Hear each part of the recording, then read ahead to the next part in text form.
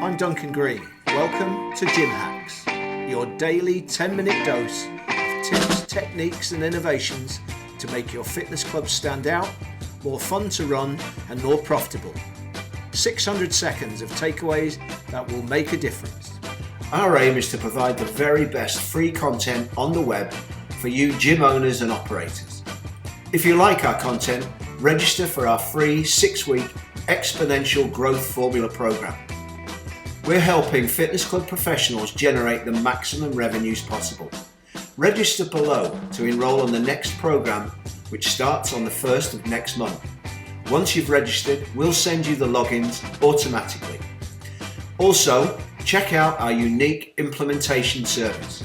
This is a 100% done-for-you program of effective fitness club marketing, and it's supported by the strongest guarantees anywhere in our sector. Click below for details on this incredible service. But right now, let's get back to today's gym hack.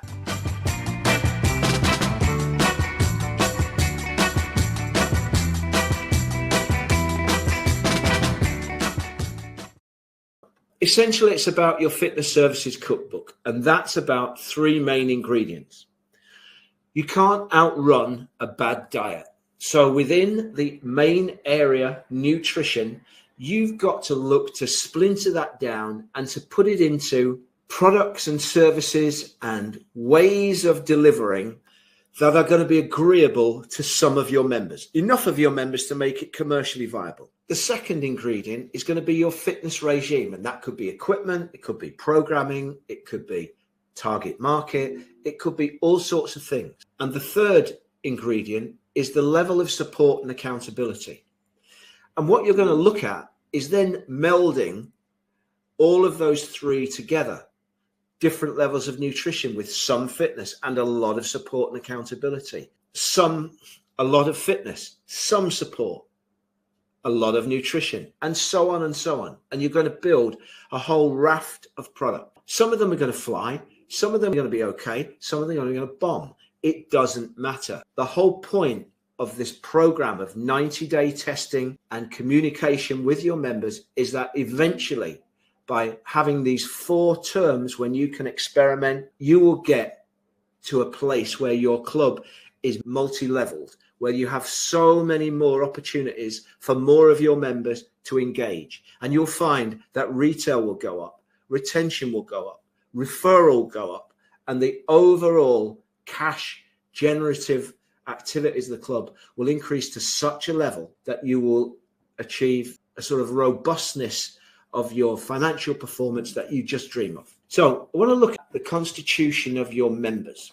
And the easiest way, I think, is for you to not see them as just one great big mass of people, some huge member army, but really a congregation of mini tribes. And each tribe has got its own little corps d'esprit, its fan club.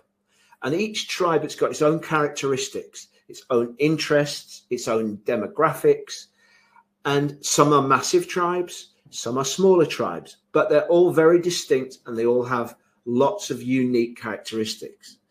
So it's the first thing in the innovation is to really look at what are the member tribes of my clubs. And you'll see that they're divided once again by demography, age, sex, by psychographics, by experience, fitness level, and by interest.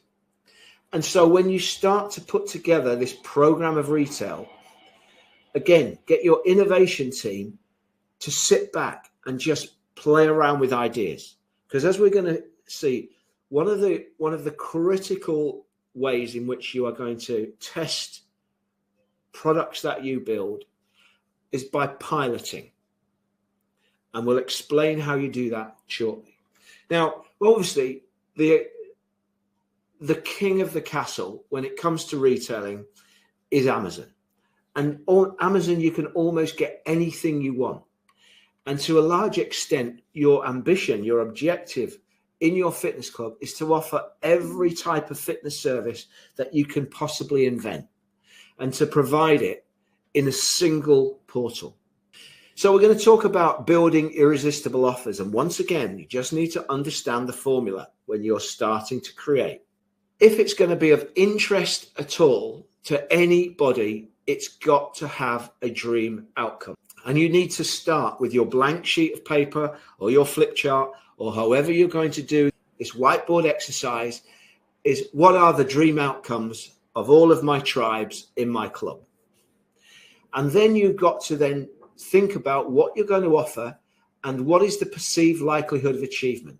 And you need to make sure that that's high, because the higher the likelihood of achievement and the more important the dream outcome, the higher the value. Now, when people are considering how irresistible your offers are, then on the negative side of it, they are looking at the time delay and the effort and sacrifice that is required in order for them to get to the dream outcome and to put in the effort in the first place because of the likelihood of achievement. So again, when you're building these offers, be mindful of these 4 factors and try to increase the ones above the line and reduce those below the line. Now, in order to help you, there are 6 key features of what we're calling your delivery cube, the factors around building irresistible products. Now, in 1, you'll see that it's your service ratio.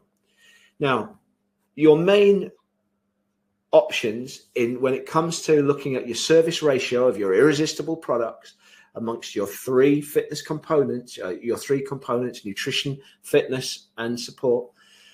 Are you offering one-to-one, small group, or one-to-many services? Think about how you could shift or expand what you do to more of those 3 groups. In 2, the products themselves is about the client involvement. Are your services do it yourself, done with you, or done for you? Now, people love done for you because it's the easiest, although that can be very complex to deliver and obviously in your case expensive. Could you change or mix these types better to meet customer needs? The 3rd factor within your delivery cube is the level of support. And you're going to look at, well, what sort of support do we need to put on each of our individual products? Is it text? Is it chat? Is it email? Is it phone? Is it Zoom? Could offering something faster or more personalized add value for your clients and allow you to charge more money? The 4th thing is how your customer is going to consume your product. Is it going to be live? Is it going to be a recorded content? Is it going to be written material? Is it going to be audio? Is it going to be video? Or is it going to be a blend? Consider the different ways that they could access what you offer and what you could therefore charge and how you could provide it. The 5th one is the speed and convenience.